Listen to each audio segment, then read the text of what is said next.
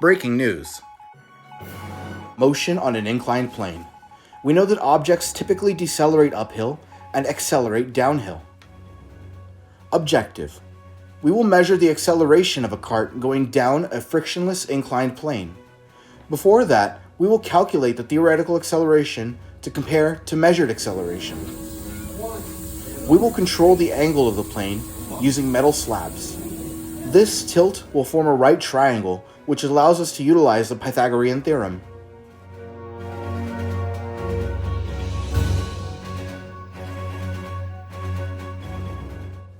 Equipment and setup. Our equipment for this lab includes a cart, a frictionless vacuum-powered track, metal slabs, each measured at about 0.3 centimeters in height, and a computer with a motion sensor and Capstone Pasco program. We placed 5 slabs, totaling 1.5 centimeters in height, under the track to keep it tilted. We established our starting point for our cart at the 100 centimeter mark on the track.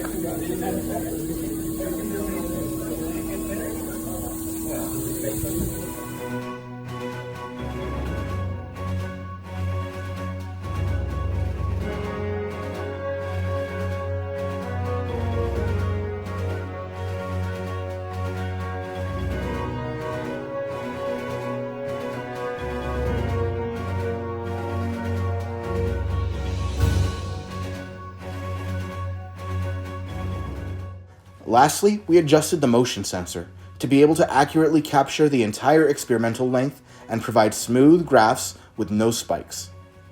Now we can begin our experiment. Experiment development.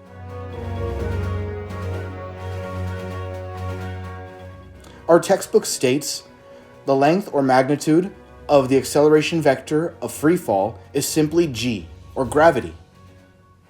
The acceleration vector parallel to the plane is opposite the angle theta. So the length or magnitude of the acceleration vector parallel to the plane must simply be g times sine theta.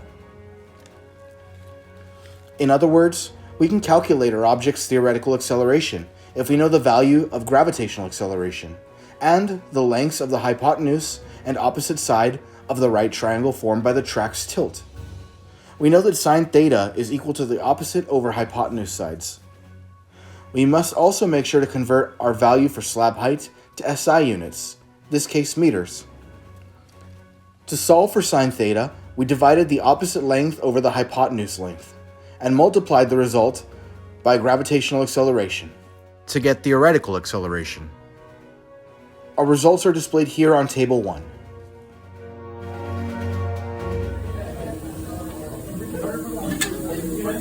Next, we can conduct our first run. We held the cart at our 0 point, 100 centimeters, and released and recorded on the PC simultaneously.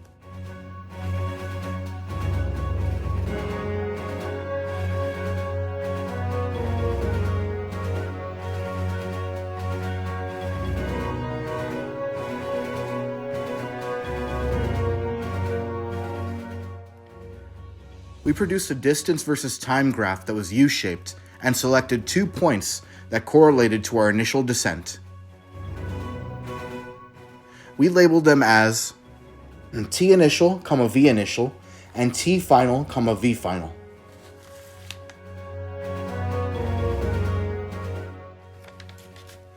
Next, we proceeded to calculate our first experimental acceleration.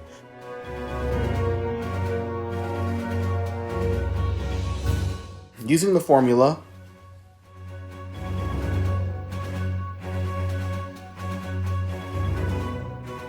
we determined an acceleration of 0.18 meters per second squared.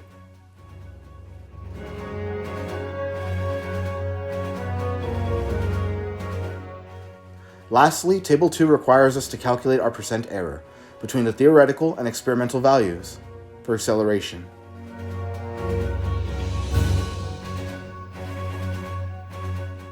We use the formula theoretical value minus experimental value divided by theoretical value, all times 100.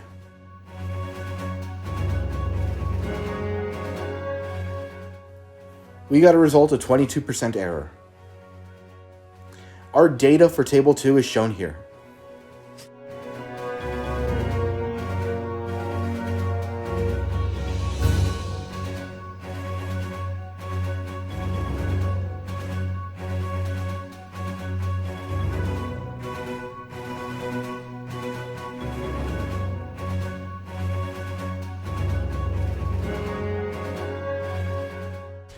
For the second run of the experiment, we will change the mass of our object, but not the slab height or the angle. We added one disc weight on each side of the cart to ensure equal weight distribution. Before anything, we must make predictions. Are you expecting a different acceleration? Why? Initially, we thought yes. However, upon further discussion, we realized that weight is not involved in solving for acceleration. We theorized that the weight is either negligible or irrelevant, and the acceleration will remain the same as the last run. Are you expecting a different percent error? No. Weight is not involved in calculations for theoretical nor experimental acceleration. Therefore, the percent error will also stay the same.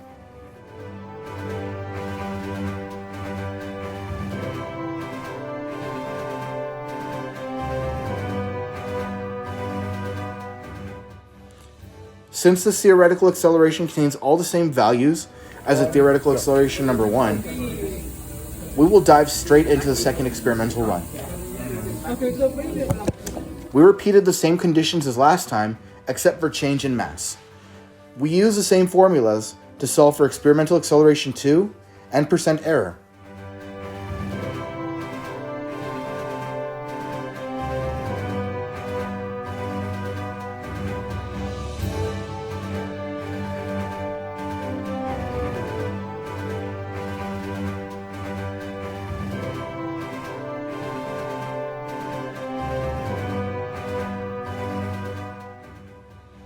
While Table 3 is slightly different to Table 2, the experimental acceleration is an exact match. Our suspicions were confirmed. The weight played no role in the formulas. For the last experimental run, we were directed to remove some slabs to reduce the angle of the tilt, and we could choose whether or not to keep the added mass. We decided to remove 2 slabs, resulting in a height of 0.009 meters. The hypotenuse length is still 1 meter. We use the same method as previously to solve for the theoretical acceleration number 2. We got a value of 0.098 meters per second squared. We then calculated our percent difference between this theoretical value with a prior one. We use the formula shown here. Our results are represented here in Table 4.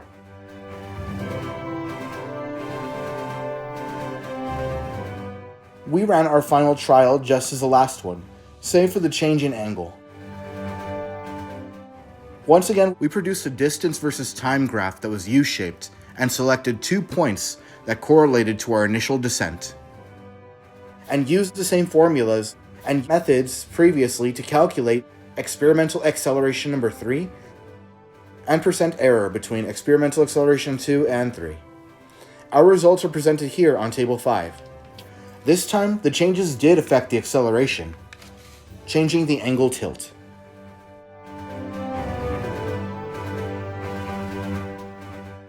Closing questions. Number 1. Which experimental acceleration had the most significant percent error? Experimental acceleration number 3 had the highest percent error. This could possibly be attributed to rounding errors. Question number 2. Which acceleration had the most unexpected value? None of them ultimately. Experimental acceleration number 1 established a baseline. At first we expected the change in weight to affect experimental acceleration number 2, but we determined otherwise. The result of acceleration 3 was just as expected. If anything, acceleration number 2 was the most interesting to solve for.